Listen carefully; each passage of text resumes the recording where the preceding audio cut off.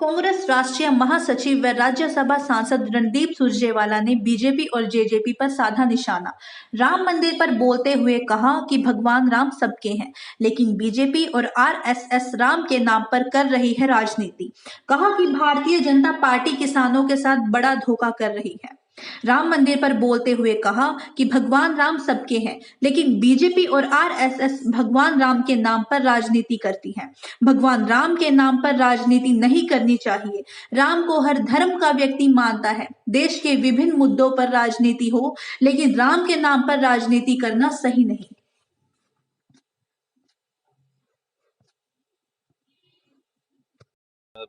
सबसे पहले तो मैं मेरे साथी नरेश शर्मा जी को और इनके सब साथियों को साधुवाद दूंगा कि आज इन्होंने जिस प्रकार से राजनीति से ऊपर उठकर एक सामाजिक कार्यक्रम का आयोजन किया है, जिसमें पूरे इलाके के, कुरुक्षेत्र तो वैसे ही श्रीमद् भगवद गीता की ज्ञान की भूमि है, यहाँ पूरे इलाके के, वो किसान हों, वो प्रोफेसर हों, वो टीचर हों, वो प्रिंसिपल्स हों, वो वकील साहिबान हों, वो डॉक्टर साहिबान हों, वो टैक्स कंसल्टेंट हों, अलग अलग वर्गों के लोगों को बुलाकर जिस प्रकार से एक बुद्धिजीवी मिलन समारोह का आयोजन किया है, राजनीति और सामाजिक जीवन पर प्रकाश डालते हुए मैं इनको साधुवाद देता हूँ। साफ तौर से हमने यहाँ भी कहा, मैं दोबारा बोलता हूँ, राजनीति के मायने प्रदेश और देश के हर व्यक्ति को बदलने में सहयोग देना पड़ेगा, क्योंकि राजनीति के मायने अब बंटवारा और नफरत बन गया है। पर राजनीति के मायने जातिगत विभाजन या धार्मिक टकराव नहीं हो सकता। अगर संज्ञान ही लेना है तो भगवान श्री राम, सिया राम की जिंदगी से ले लें। राम हैं क्या? मैंने यहां भी कहा, राम तो मर्यादा है, राम तो आस्था है, राम तो सनातन है, राम तो प्रेम है, राम सद्भाव हैं, राम सदाचार हैं, राम शबरी के बेर हैं, राम दरिद्र के घर में जलता हुआ टिमटिमाता हुआ दिया है उम्मीद का, राम किसान के माथे से टपकता हुआ पसीना है। राम जब का नाम ही कुर्बानी है, तो राम बंटवारे या राजनीति की चीज कैसे हो सकते हैं? क्योंकि राम तो हमारे भगवान हैं। अगर राम कण कण में हैं, मन मन में हैं, पूरे ब्रह्मांड में हैं, तो फिर राम को राजनीति में क्यों घसीटा जा रहा है? और भारतीय जनता पार्टी की मर्जी है, वो जो करें, क्योंकि वो सत्ता में है। परंतु भगवान श्री राम राजनीतिकरण का विषय नहीं हो सकते, क्योंकि भगवान श्री राम प्रेम है, आस्था है, सद्भाव है, सदाचार है, कुर्बानी है, वचन की। आजकल आरएसएस के लोग हर घर में चावल बांटते हैं, अपने यहाँ से बाजार से चावल खरीद लिए, प्लास्टिक में डाल ले, वो हर घर में बांटने लगते।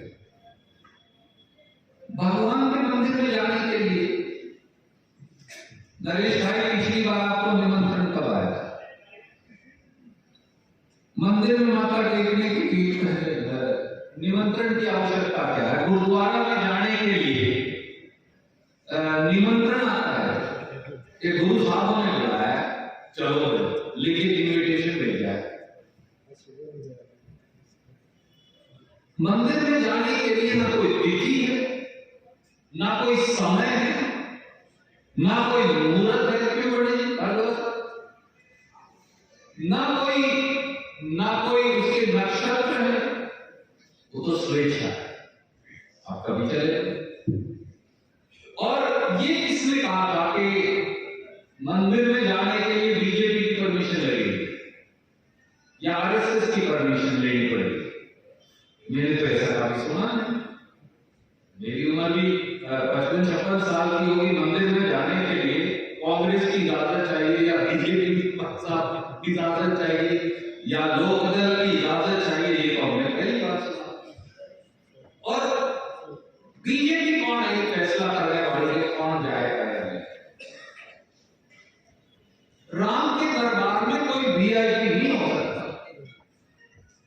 राम के दरबार में तो केवल हमारी जो 4 पीठ है हिंदू धर्म की, उनके शंकराचार्य ही वीआईपी हो सकते।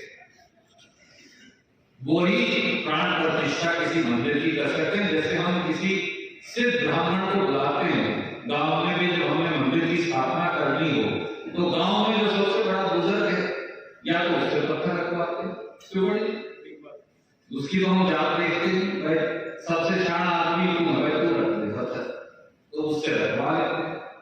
और जब प्राण प्रतिष्ठा हो मूर्ति की तो जो भी हमें लगता है कि इसको वेद का ज्ञान है, इसको शास्त्रों का ज्ञान है, वो प्राण प्रतिष्ठा करता है। एमएलए को बुला के प्राण प्रतिष्ठा कौन करवा है, या कॉर्पोरेटर को या सरपंच को या मंत्री को या मुख्यमंत्री को या प्रधानमंत्री को? प्राण प्रतिष्ठा को शंकराचार्य जो है हमारे, क्योंकि वही हमारी पीठों के मुखिया हैं, वो करते। तो मैं इसलिए पूछता हूं, देखिए राजनीति कहां से कहां बदल गई। अब राम को भी, भगवान राम को भी राजनीति के अंदर घसीटा जा रहा है। मंदिर में मैं भी जाऊंगा, आप भी जाएंगे, हम सब जाएंगे, परंतु उसके लिए कोई इन्विटेशन भगवान श्री राम किसी को देने वाला नहीं, न जरूरत है, न भगवान कृष्ण के मंदिर में जाने की। ये तो कृष्ण जी की धरती है। कल को कोई कहे आपको गवेजा साहब के आप कब जाना हमारे बड़े सरोवर पे, जब आपको भगवान श्री कृष्ण का या बीजेपी वाया भगवान श्री कृष्ण का इन्विटेशन आएगा, मानोगे? आप कहोगे मुझे लोड नहीं है। उनके काम करने की आदत की वजह से उनको जानते हैं। पंडित भगवत दयाल शर्मा जी हमारे पहले मुख्यमंत्री थे। पंडित भगवत दयाल शर्मा जी से मेरा तो, क्योंकि मेरी उम्र उतनी नहीं, पिताजी और वो तो इकट्ठे रहे, पर उनके बारे में दो तीन बातें मशहूर थी। एक तो पंडित जी